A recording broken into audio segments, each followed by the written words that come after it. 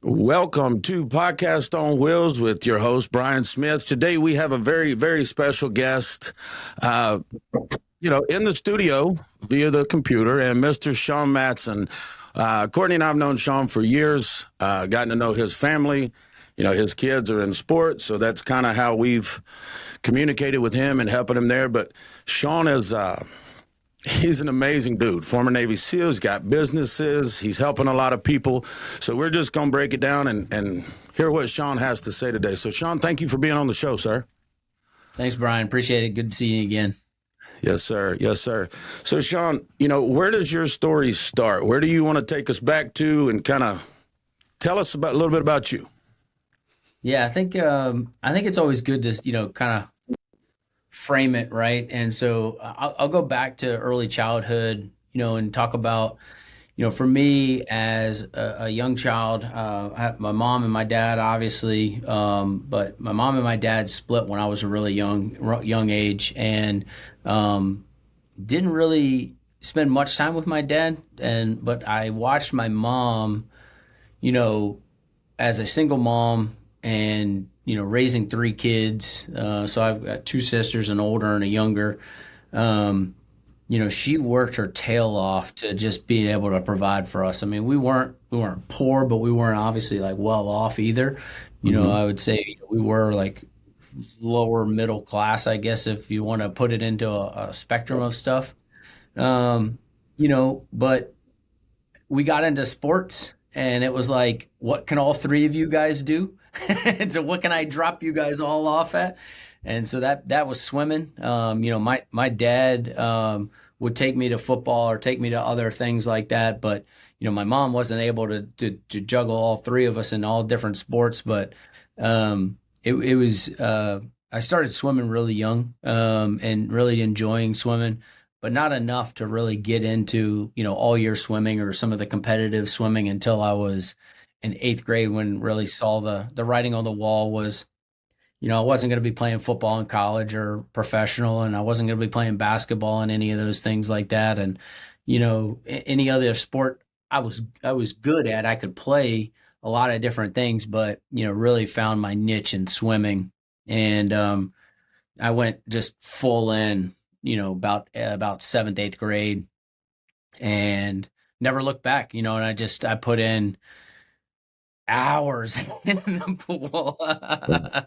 And it's like, but I got that determination, and really that just seeing like I said, early on, seeing my mom just every day pick up, move forward, pick up, move forward, pick up, move forward. And it didn't matter what happened. I mean, I remember having Christmases sometimes at like 4 a.m. in the morning so that she could just see us on Christmas morning, to then leave to go to work, and we'd go back to sleep and then wake up later, and we'd already had Christmas. So right. that was my childhood. Awesome. So, it's cool how we look back on those things and find that, wow, as parents now, we kind of understand some of the things that they did to sacrifice to get us, and having Christmas at 4 a.m. Hey, but she got it in, right? I mean, found a way to get it in. So you got into swimming, seventh, eighth grade, and then, take us into, what happened after that? Where did the swimming take you to? Where did that hours of pool dedication, discipline take you?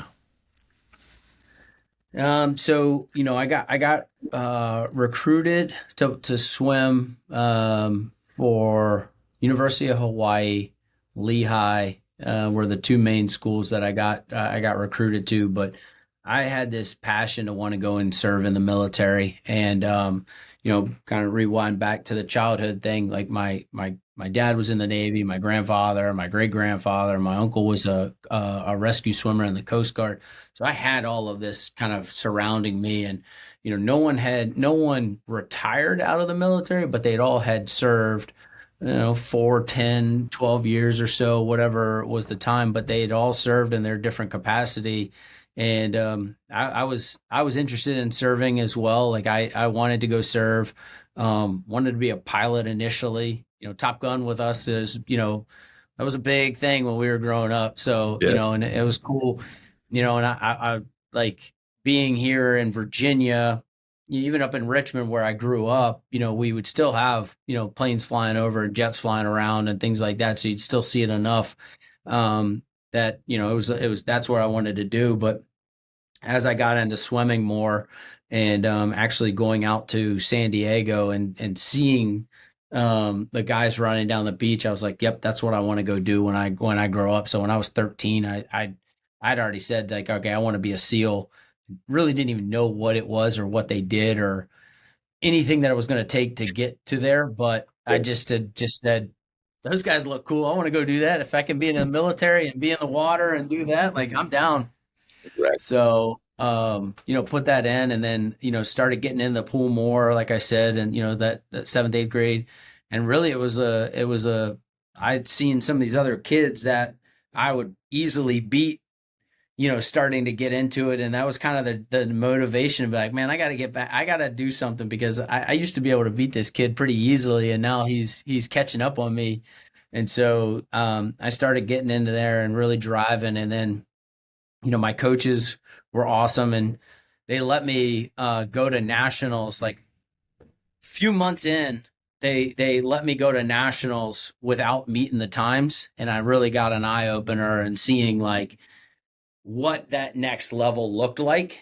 And it was really cool to, and that was a fire that I needed because it was just like, all right, like cool, I'm hot stuff in my local town, but man, there's this huge level that like I was watching like 10-year-old girls like smoke, like would like smoke me if I would have swam against them. And I'm just like, dang, man, like I gotta put in some more work.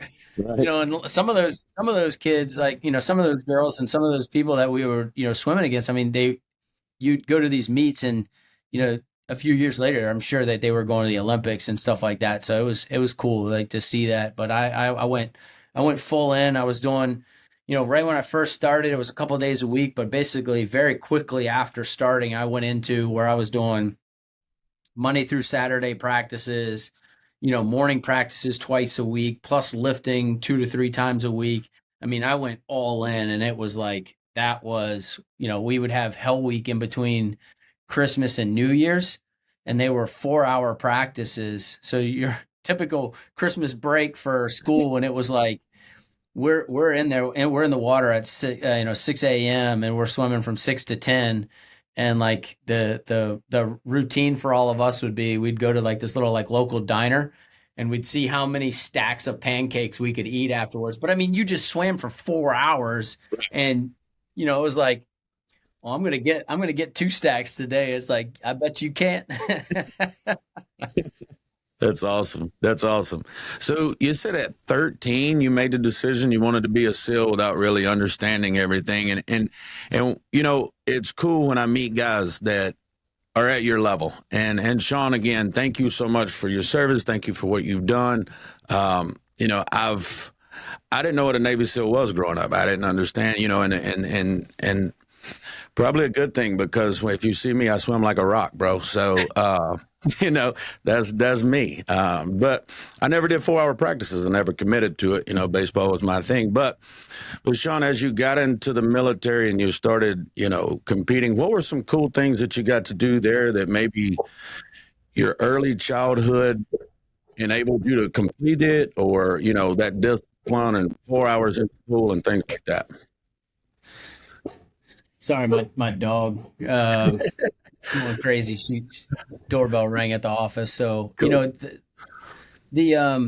for me, like getting in the water and just basically closing everything out and it was just me and my time.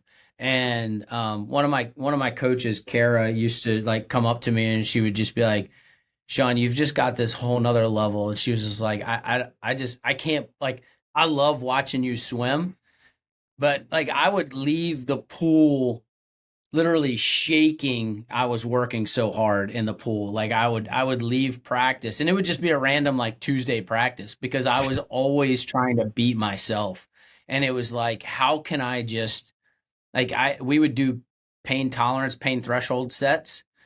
And again, like that was like, coach would Kara, she'd just be like, dude, you have this other level that's just incredible to watch because like I'd leave the pool and I would just be literally shaking Mm. from pushing my body so hard. And again, it would just be a random practice on Tuesday.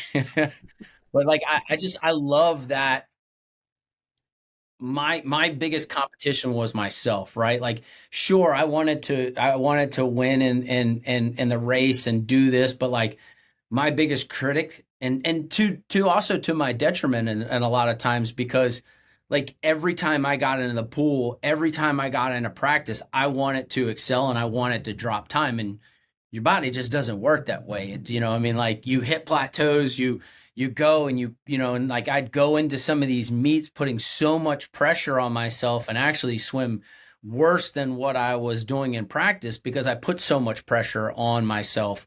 Hmm. And it took a I I I don't know if I ever really learned how to deal with that side of things, but where like I'd put so much pressure on myself that it would actually, you know, degrade your performance, right? And we all see it, especially, you know, you as an athlete, you've seen it. And that's something that like my younger son, Tyler, who's just 11, um, man, like it's so cool to see when he does that and he performs better. And I'm like, dude, I did not have that. And I still to this day don't think I have that. But he can internalize where he messes up on something and you see him just get so angry, but then you see him go to this next level that like it's like, dude, he's blowing the doors off guys by pitching or whatever, right? And it's just because, but like me, I would have hit the next like five batters if I was, you know, it's like, you know, I would have, Yeah. you know, like that's Yeah. what I would do. Like I would internalize it so bad that I'd actually start to, you know, have a downward effect on my performance where he's able to like actually slip it up a notch. And it's cool to see where like he's harnessing it in a different way. So Step into the future with Power Loops, the king of off-grid power, where our proprietary system is changing the game of energy. This isn't just power, it's freedom. The freedom to live, work, and play anywhere, powered by our innovative technology that taps into the Earth's natural energy. Our system is designed for efficiency, durability, and sustainability, ensuring that you have reliable power 365 days a year without harming the planet. Whether you're traveling in the RV, the remote wilderness, or just opting out of traditional power grids, Power Loops provides the ultimate solution. Join us in leading the charge towards a cleaner, greener, and more empowered world. Power Loops, the king of off-grid energy. that's I had something a I think is conversation just recently with my 6-year-old son about he started basketball this year, right? And it's his first time to play basketball. He's done flag football, but et cetera. But he goes out for a basketball scrimmage game. And, you know, my mom came, my dad came, people come to watch, you know, it's his first time to scrimmage. And he does well, but they lose the game. And boy, his attitude sucked, you know, yeah. and he came off and he was mad. And I said, you know, we need to learn how to use that emotion to turn around and, you know, we've watched Michael Jordan and we've watched a lot of people. So, Sean, I think it's amazing that I'm talking to a guy who's a Navy SEAL whose son has that extra level plus the emotion, and you're making, you know, he's you plus something, right? Yeah. Yeah, that's awesome, Yeah. bro. I mean, So, and I've told him, and that's the thing. Like I try to like I'm like, man, like I did not have that at your age. Like that's an incredible talent to have, right? Like I know before, you know, we were talking about my daughter, and you know, I mean, I know where I know where that's come from, but it's like I'm trying to explain it to her now, and I know at the end of the day, it's that competitiveness in us, and it's that drive and that determination in it, and in part, but you know, I keep reiterating to them, and I know this for a fact. You know, I mean, at the end of the day, the only thing that we can control is, you know, is what we can control. At the end of the day, I mean, you can't. It's not the coaches. It's not the umpire. It's not this. It's not that. It's not, environmentals. It's nothing. It's not how they play. It's not anything. It's how you show up and what you do when it's that time. And I think that's what, again, I go back to why I loved swimming so much, because it was all on me at the end of the day, like whether I was going to show up or not. And it was, I was my worst competitor and also my best competitor. Hmm. Hmm. Thank you for sharing that with us, man. And we're both dads, we're both husbands, we're both business owners, and sometimes I like to laugh and say that I can balance those things, but how do you, as a dad, a business owner, a husband, and how do you try to take care of all of it, and share a little bit about that so I can learn something, please? Yeah. So I hate when people say work-life balance, because there's no such thing, right?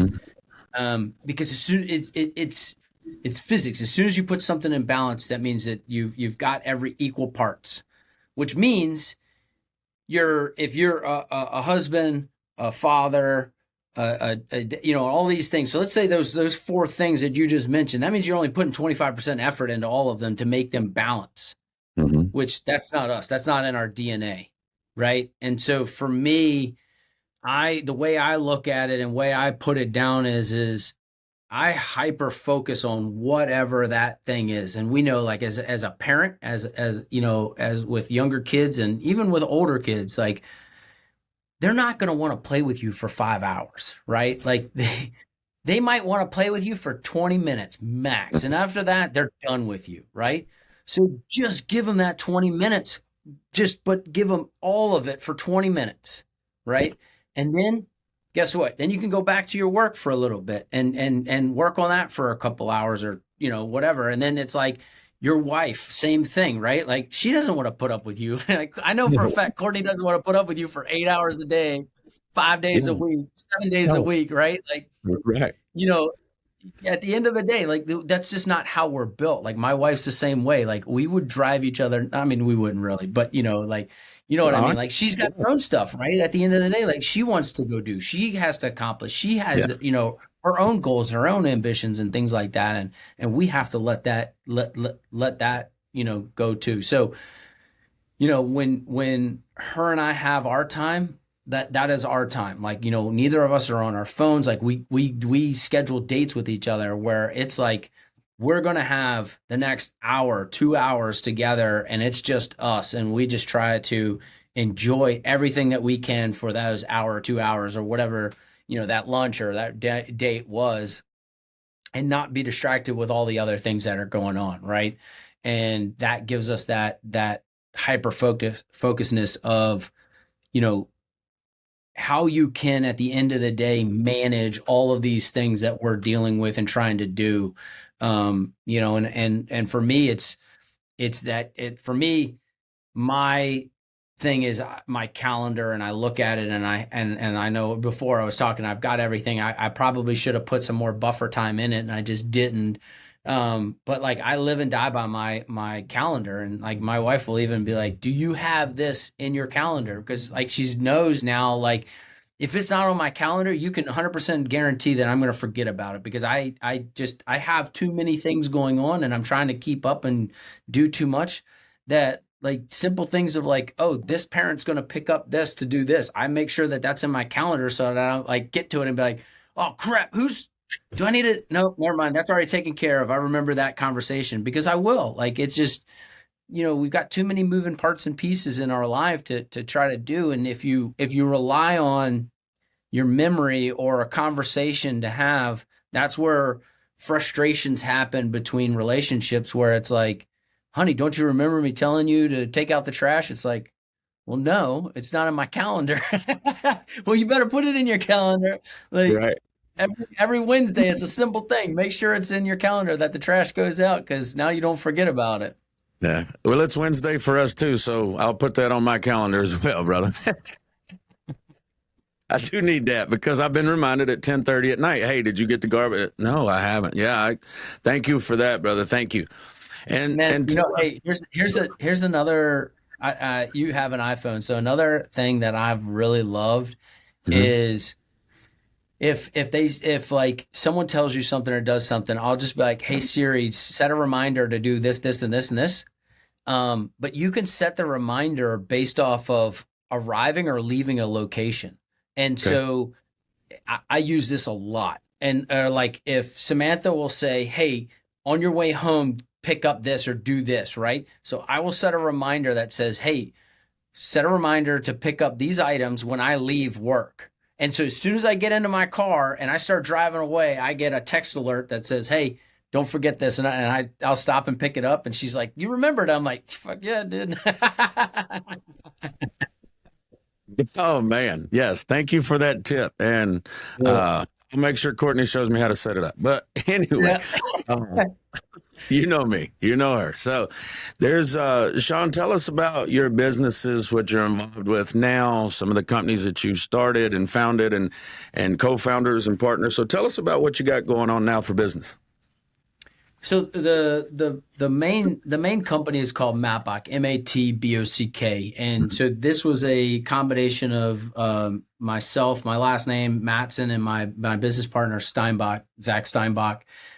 We started this while we were still active, wanting to provide new technologies and products to the warfighter. One of the things that as we got in and as you know we're getting into the platoons and kind of seeing all this stuff, a guy would get a brand new piece of kit. First thing he does is take it all apart and make it his. And I'm like, just like, why is this happening? Why aren't we getting? And what we saw, especially when that war machine was going, right? Like you'd see 50 different companies that would just remake something that someone else was making with no idea why it was made that way or anything. And then the government's just buying it because that's the war machine. Just keep that thing moving. But there was no innovation into it, like really making purpose built products to stuff.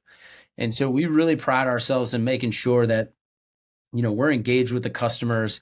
We're communicating with them at every level of the spectrum from the operator up to, the decision makers at the group or even higher up at like SOCOM or at some of these bigger, MAGCOMs, they call them. So like major commands. So like a, 2-star, 3-star, 4-star commands.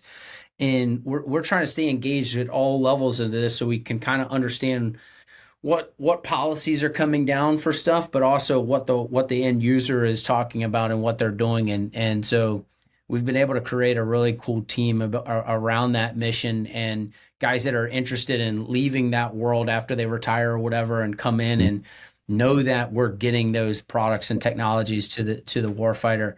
But we look at new materials, new manufacturing processes, and so our stuff's not cheap, but it's designed to last long, and it's also designed to do multiple things. So we really look at how we save weight, save space, provide an increased capability that the warfighter doesn't currently have. And so we started that business.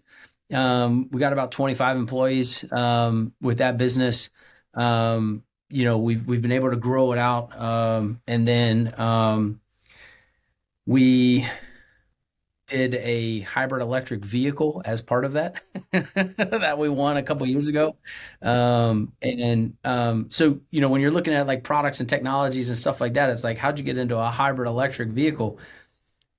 For us, again, it's that right there is a capability right now. I mean, if you look at everything the military deploys with, so the soldier goes out the door and he's having to go out into these, locations, everything requires power.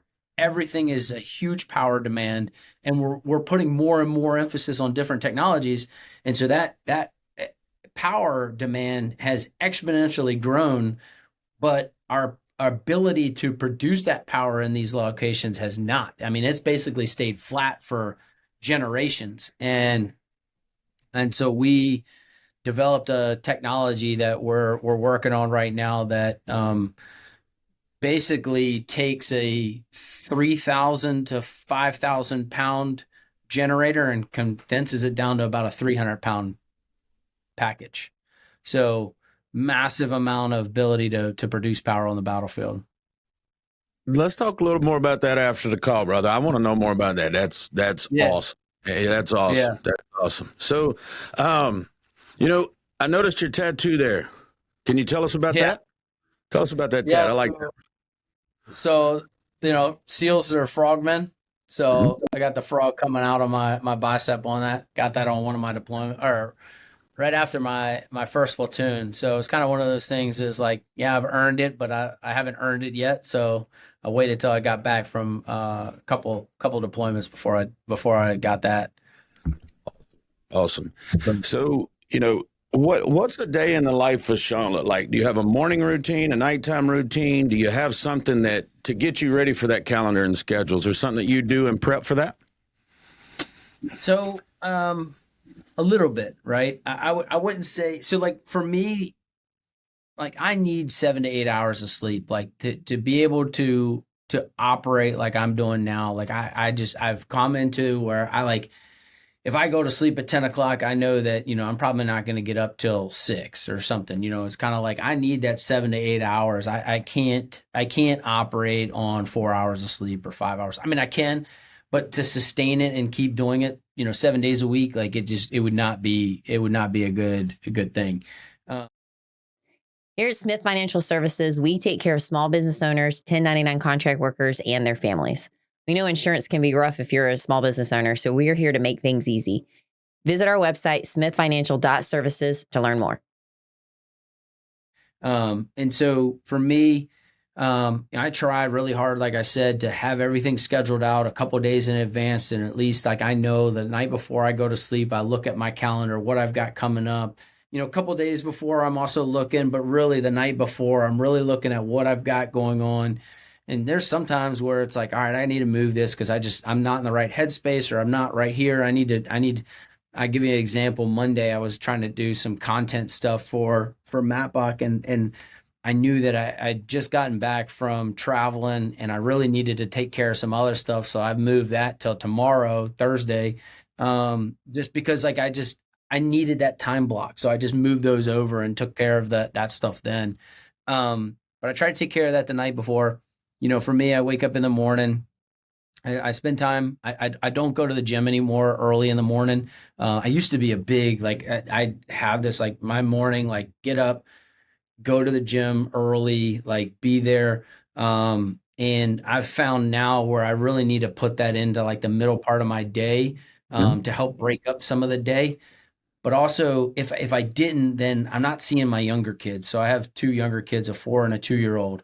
I'm not seeing my wife, right? So it's like I needed to adjust that schedule around so that I can make sure that I give them time and that I'm with them in the morning. So we try to eat breakfast together. We kind of hang out for a little bit. Like whatever they want to do in the morning, I do that with them, and then I get on to work and get my day going when they leave off to go to school or work. So, and then that starts my day, and then like I said, then I'll have my workout scheduled in the afternoon, lunchtime ish, afternoon ish, and then I'll take care of my workout middle part of the day, get on to the rest of the day, and then in the afternoons with the older kids in sports and stuff like that, it's usually that if I can get to that. If not, then I book that time up with meetings and have that until I get home.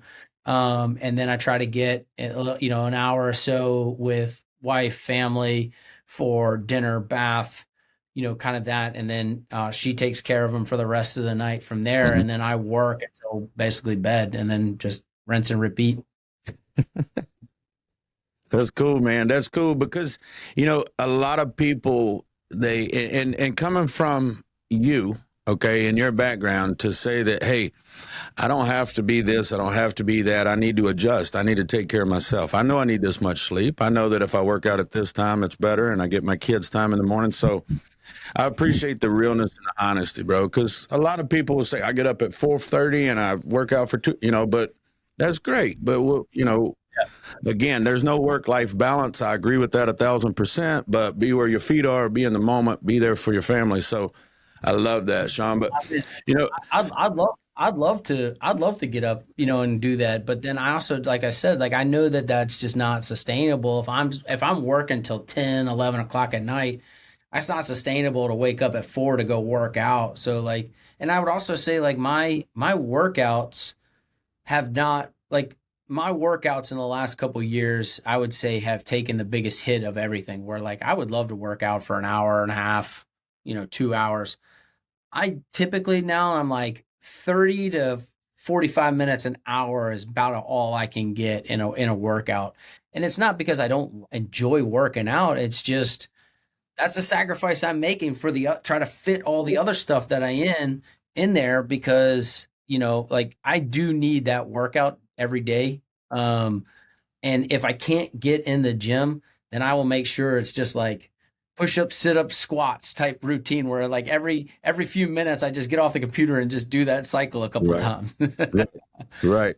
And that's again, it's just working in your parameters and making sure everything goes, man. So, you started a company while you were still in the service, and it's grown to 25 employees. You got your partners. Y'all are doing great things. Like I said, I would love to learn more about some of those things that we'll get into later. But Sean, as we kind of wrap up the show here, is there something that, you've shared a lot of really cool things, but is there something if you were encouraging a young, a person, if they're looking at military sports or somebody who had your background, just to, single family, lower middle class, now you're a Navy SEAL, 25 employees, taking care of the soldiers, taking care of people, families, loving your kids. I mean, I know how much you love your kids because I've gotten messages from you, hey, my kid's looking at this picture, that picture, how, and I can vouch for the kid's a stud, man. And he's a badass. He's a little badass. He's a badass. So, but if you look back, if you could, share, how did you do it? Or what would you say to somebody to help them? I mean, I think the biggest problem that people have at the end of the day is their own head, right? Because they start getting into the analysis paralysis. It's whether you want to start a business or whether you want to go serve or anything else like that. It's like you there's no perfect solution, right? And I know this as being a business owner and everything else like that. There's no perfect time. There's no perfect this. There's nothing that will like everything you do to set up and it's like this is going to be perfect. And it's like you set up and you go launch and you're like it wasn't perfect because this happened or that happened or these things, all these other things happen. And we always have, we had a saying in the teams and it's like, the enemy always has the enemy always has a say. So we can plan this out to the nth degree. So we could take 3 days to plan a mission, or we could take 20 minutes to plan a mission. And I would guarantee you the result would be the exact same at the end of the day because we would practice and practice and practice and have all of these things at the end of the day that once we got into the mission, it was essentially playing pickup basketball. You had to read off of everybody else and you had to read off of what the enemy was doing. And you had to read all these other situations and you had to be a thinking shooter. You had to be able to be on your feet and be able to make decisions. And at the end of the day, once a decision was made, you had to be able to carry out that decision and move forward.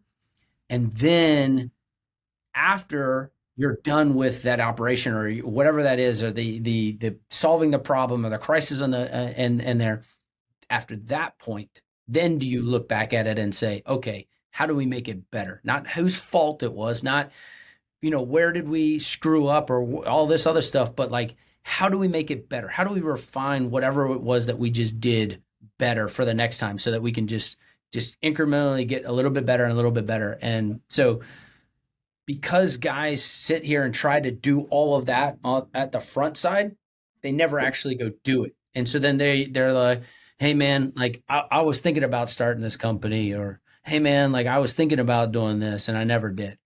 Well, that's your own fault because you let this beat you before you even got started. And it's like, just like we've the cliche sayings like you miss every shot that you don't take, or you can't hit a ball if you don't swing the bat, like all this stuff.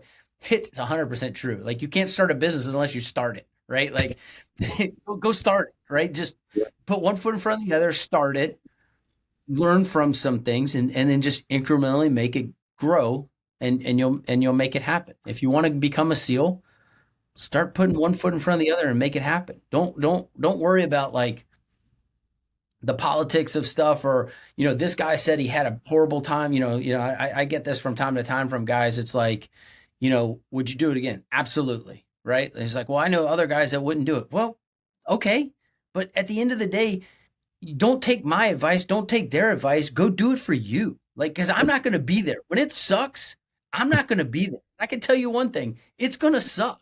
And I can also tell you 80%, 85% of the people that are going to show up that first day are not going to make it through. So if you've got any doubt in your head whatsoever, you're going to be part of that 80, 85%. And it's not me being a jerk about it. That's statistics from 1962. So like they win 100% of the time on that. They've tried to look at everything. They've spent millions of dollars to try to solve, like, how do we get more people through the pipeline? And it's like, the only way you make that happen is if you lower the standards, and they're not willing to do that. And I'm thankful for that. Right. Right. But that's the only way that it's ever going to happen, because if you just put somebody in, basically just made them stay up for a week, you're going to get people to quit. Right. Like, and then you add on everything else that you have to go through, you're going to make people quit. Yeah. So just start. That's my biggest advice on that, is just start. I love that. And the one little nugget there, you know, after the mission, you didn't place the blame. You just figured out how to make it better. Because it's a team. And so, Sean, again, brother, as always, great seeing you. Great talking to you today. You know, look forward to more events. And if we can get this thing on the back of a truck and your kids have a tournament closer to us, we'll get you in here one day, okay? Oh, that sounds great, man. I appreciate it. We got some tournaments coming down that way. I know I'll be down in South Carolina later this summer. So okay, cool. And we just added some teammates in South Carolina, so that may work out well, brother. But thank you so much for your time today, Sean, and I appreciate it. Much respect to you, your businesses. We wish you the best. And thank you guys for watching Podcast on Wheels.